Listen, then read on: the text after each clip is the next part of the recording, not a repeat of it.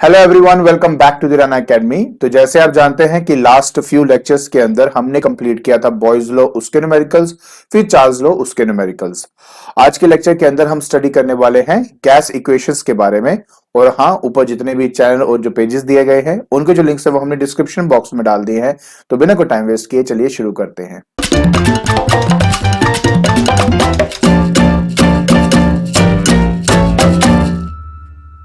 देखिए बेटा, आज हमने स्टडी करना है गैस इक्वेशन के बारे में। गैस इक्वेशन एक्चुअली में कॉम्बिनेशन है आपके बॉयज लॉ का और चार्ल्स लॉ का। तो बॉयज लॉ और चार्ल्स लॉ को डिटेल में मैंने समझाया हुआ है, इनकी वीडियोस अपलोड करी हुई है, इनके ऊपर न्यूमेरिकल्स मैंने करवाए हुए हैं आपको। तो अगर आपने उनकी डिटेल स्टडी करनी है वहां जाके उसको कर सकते हैं। तो आज क्योंकि मुझे इन दोनों लॉज का यूज करना है तो एक बार आपको अच्छे से रिवाइज करवा देता हूं कि एग्जैक्टली करना क्या है, एंड उनको फिर कंबाइन करके अब अपना गैस इक्वेशंस को बना लेंगे। कोई मुश्किल नहीं है, बहुत सिंपल सा टॉपिक है। शुरुआत होती है हमारे बॉयल्स लॉ से। ठीक है, हमारा बॉयल्स लॉ है। तो बॉयज लॉ के अंदर सबसे इंपॉर्टेंट बात यह थी कि हमारा volume inversely proportional to P होता है, और ये तब होता है जब हमारा टेम्परेचर कांस्टेंट होगा। तो देखिए, मेन बात इसमें यह थी कि हमारा टेम्परेचर क्या होना चाहिए, कांस्टेंट होना चाहिए, और उस केस में वॉल्यूम और pressure they are inversely proportional to each other. दूसरा हमने बेटा स्टडी किया था दैट इज चार्ल्स लॉ के बारे में। ठीक है, एंड इस लॉ के अंदर बेटा हमने ये स्टडी किया था कि हमारा जो वॉल्यूम है वो डायरेक्टली प्रोपोर्शनल टू टेम्परेचर होता है, keeping pressure as a constant. अभी तक इन लॉस के अंदर बेटा हमने ये चीज यूज स्टडी करी थी कि अगर एक चीज को कांस्टेंट किया जाता है तो बाकी दो चीजों में क्या रिलेशन हमारे पास आता है। तो हमने ये देखा, अब इन दोनों को कंबाइन करते हैं कि वॉल्यूम मेरा इनवर्सली प्रोपोर्शनल टू 1/p है, मतलब इनवर्सली प्रोपोर्शनल टू p है, 1/p नहीं बोलते, and directly proportional to temperature है। तो नेक्स्ट स्टेप पे हमने क्या किया, पहले इन दोनों को आपस में कंबाइन कर दिया। Volume directly proportional to T/P हमारे पास आ गया। आई होप यहां तक तो कोई इश्यू नहीं होगा आपका। जब भी हम डायरेक्टली प्रोपोर्शनलिटी का यहाँ पे जो यहाँ पे सिंबल है ये हटाते हैं तो इसकी जगह पे इक्वल टू और कांस्टेंट आ जाता है, और साथ में आ जाएगा बेटा आपके पास T/P। अब ये वाली सारी टर्म को हम इधर लेके जाएंगे और हमारा जो फाइनल इक्वेशन है, वो इक्वेशन तो बाद में बनेगा, लेकिन एक अभी स्टेटमेंट हम यहाँ लिखेंगे, इक्वेशन साइड में लिखते हैं, और वो ये है कि PV/T जो है वो आपका यहां पर कांस्टेंट आ जाएगा। क्योंकि ये कांस्टेंट है, मतलब ये जो प्रोडक्ट और उसके बाद टेम्परेचर के साथ इसका जो हमने डिवीजन करके रेशियो बनाई हुई है, ये जो पूरा आप यहाँ पे देख रहे हो बेटा, ये टर्म आपका यहाँ पे कांस्टेंट है। और क्योंकि कांस्टेंट है इसलिए initial state and final state की ये जो वैल्यूज होंगी, मतलब ये जो इक्वेशन होगी वो भी क्या होगी, सेम होगी। मेरे कहने का मतलब सिर्फ ये है कि P1V1/T1 will be equal to P2V2/T2। अब ये क्या बताता है कि इनिशियल स्टेट के अंदर प्रेशर मान लो P1 है, वॉल्यूम V1 है, टेम्परेचर T1 है, तो इनका प्रोडक्ट करके डिवाइड बाय T1 किया तो ये एक टर्म आ गई। फिर हमने उसके अंदर कुछ चेंजेस किए, मान लो वॉल्यूम का चेंज किया, उससे मेरे प्रेशर और टेम्परेचर दोनों में ही चेंज आ जाता है। सो नए स्टेट का प्रेशर, नए स्टेट का वॉल्यूम, नए स्टेट का टेम्परेचर T2 ये है। अगर P2V2 का प्रोडक्ट करके डिवाइड बाय T2 करूंगा तो भी मुझे एग्जैक्ट सेम वैल्यू मिलेगी जो मुझे यहां पर मिली थी, इसलिए उनको आपस में इक्वेट किया गया है। तो बस याद रखा करें बेटा, ये इनिशियल स्टेट को रिप्रेजेंट करता है और ये फाइनल स्टेट को जो है रिप्रेजेंट करता है। और जो चीज आप यहां पे देख रहे हो इसी को हम कहते हैं बेटा अपनी गैस इक्वेशन। बहुत सिंपल सी चीज है, कोई टफ नहीं है। पहले हमने इंडिविजुअली देखा कि बॉयल्स लॉ है V directly proportional to 1/P, वैसे not directly, inversely proportional to P and directly proportional to 1/P कह सकते हैं। तो चार्ल्स लॉ है V directly proportional to T। इनको आपस में कंबाइन किया, कंबाइन करने के बाद बेटा मेरे पास ये बन गया that is PV/T equal to constant. तो मैंने लिख दिया P1V1/T1 इक्वल टू P2V2/T2, और यहां से हमें हमारी गैस इक्वेशन मिल जाती है जो कि बहुत सिंपल है। ठीक है, आई होप ये अच्छी तरह समझ में आ गया होगा। गुड। देखिए बेटा, अब हम स्टडी करने वाले हैं the standard temperature and pressure के बारे में, जिसको STP कहा जाता है। आपने अभी अच्छे से ये बात तो स्टडी करी है कि अगर आपके वॉल्यूम को इंक्रीज किया जाता है तो टेम्परेचर में इंक्रीज आता है और प्रेशर में डिक्रीज आता है।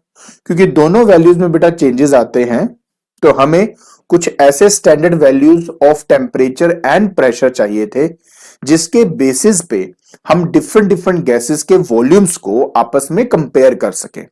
बहुत सिंपल सी बात है, मैं आपको समझाने की कोशिश करता हूं।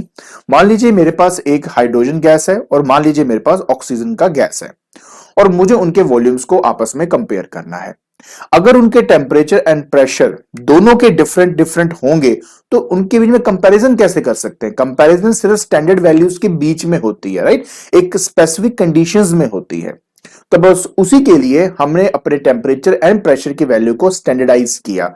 हमने कहा यार इस पर्टिकुलर टेम्परेचर और इस पर्टिकुलर प्रेशर के अंदर मान लो मेरा हाइड्रोजन का वॉल्यूम मान लो V1 आ रहा है, तो उसी टेम्परेचर और प्रेशर के अंदर मेरे ऑक्सीजन का वॉल्यूम क्या होगा वो हमने फाइंड कर लिया।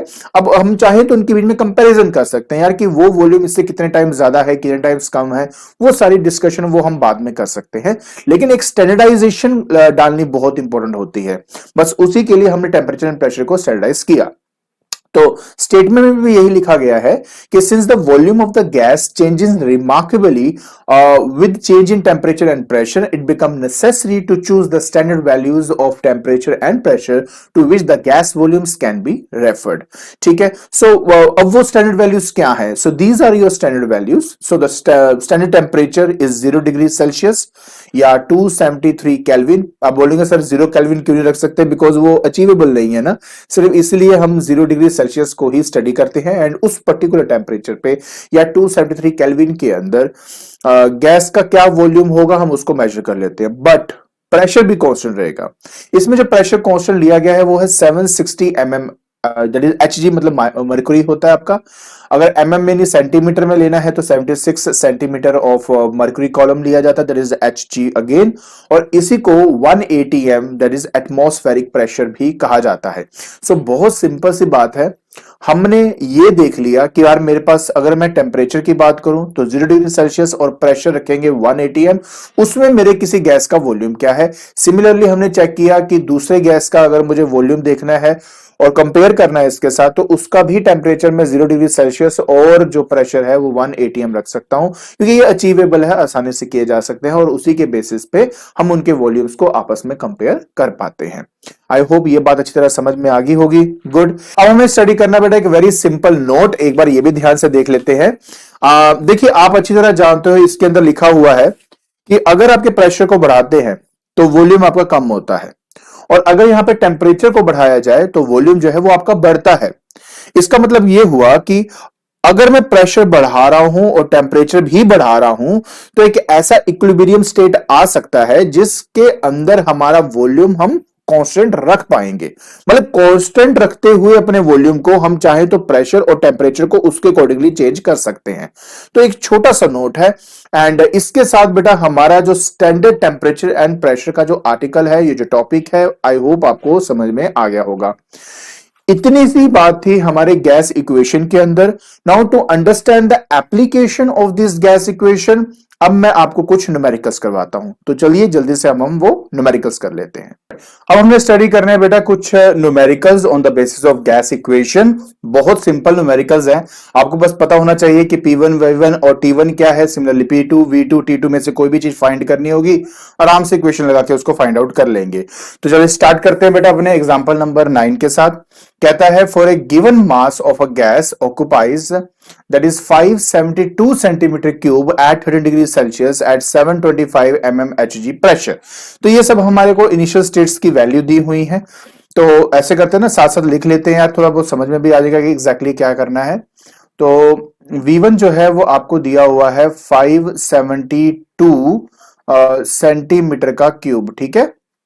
टेम्परेचर की बात करें तो 13 डिग्री सेल्सियस टेम्परेचर दिया है और आई होप मैंने आपको कितनी बार ये बात समझा दी हुई है ऑलरेडी कि जब कभी भी आपने टेम्परेचर में लेना है तो आपने केल्विन में लेना है।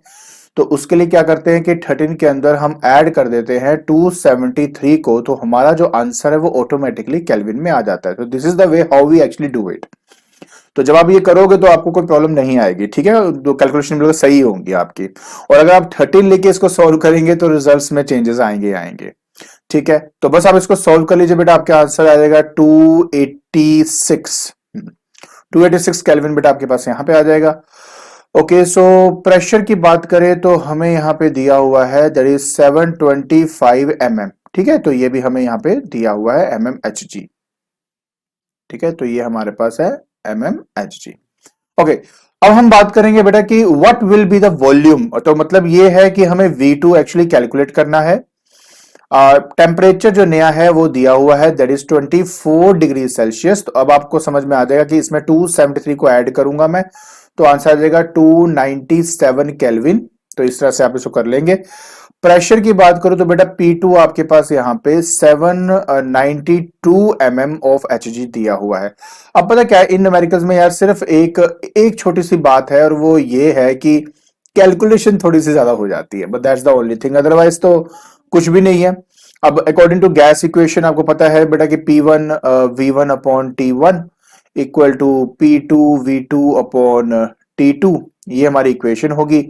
बस अब हमने अब क्या करना है बेटा, इसमें ना प्रॉपर्ली गैस की वैल्यूज को, मतलब जो ये वैल्यूज दी हुई हैं इनको गैस इक्वेशन के अंदर पुट करना है। तो P1 है 725, ठीक है, V1 जो है वो है 572। एक बात ध्यान रखें बेटा कि आपके लेफ्ट हैंड साइड और राइट हैंड साइड के जो भी आपने टर्म्स लिए हैं उनके यूनिट सेम होने चाहिए। अगर उनके आपस में यूनिट सेम नहीं है तो फिर आप इसको डायरेक्टली मत पुट करें, पहले उनके यूनिट्स को सेम करना, उसके बाद जाके आप इनकी वैल्यूज को सब्स्टिट्यूट करना। मान लो यहाँ पे मीटर क्यूब होता और यहाँ सेंटीमीटर क्यूब है, तो या तो मैं इसको सेंटीमीटर को मीटर क्यूब बनाता या तो मीटर क्यूब को सेंटीमीटर क्यूब बनाता। तो ये काम करना बहुत इंपॉर्टेंट है।